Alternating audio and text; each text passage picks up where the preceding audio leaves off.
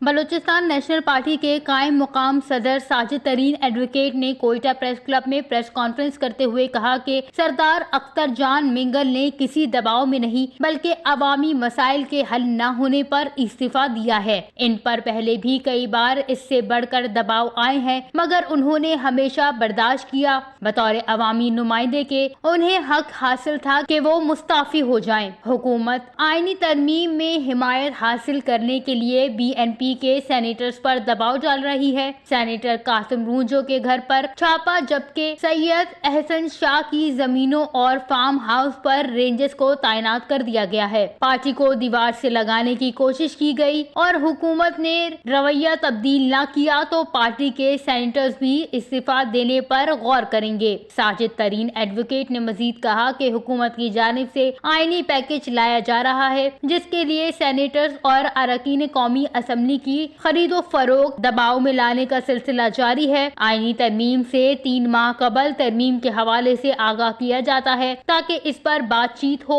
مگر حکومت نے اب تک آئینی ترمیم کو خفیہ رکھا ہے۔ ہمیں بتایا گیا ہے کہ اسمبلی کی نشستیں بڑھانے کی شق بھی ترمیم میں شامل ہے لیکن اس کے علاوہ کچھ بھی بتایا نہیں جا رہا ہے جس پر شکوک و شبہات جنم لے رہے ہیں۔ BNP رہنما کا یہ بھی کہنا تھا کہ سینٹرل ایگزیکٹو کمیٹی کا اجلاس اہمیت کا حامل ہوگا جس میں سیاسی صورتحال کے حوالے سے اہم فیصلے کیے جائیں گے۔ بلوچستان میں لوگوں کا نام 4th شیڈول میں ڈال کر انہیں BLA کے ساتھ منسلک کر دیا گیا ہے۔ ہماری جماعت کے طلباء ونگ کے نوجوانوں کا نام بھی 4th شیڈول میں ڈال کر انہیں BLA سے منسلک کر دیا گیا ہے جبکہ وہ تمام لوگ جمہوری سیاست کر رہے ہیں۔ حکومت ملکی معیشت سمیت دیگر معاملات پر اتنی توجہ دیتی تو بہتر ہوتا۔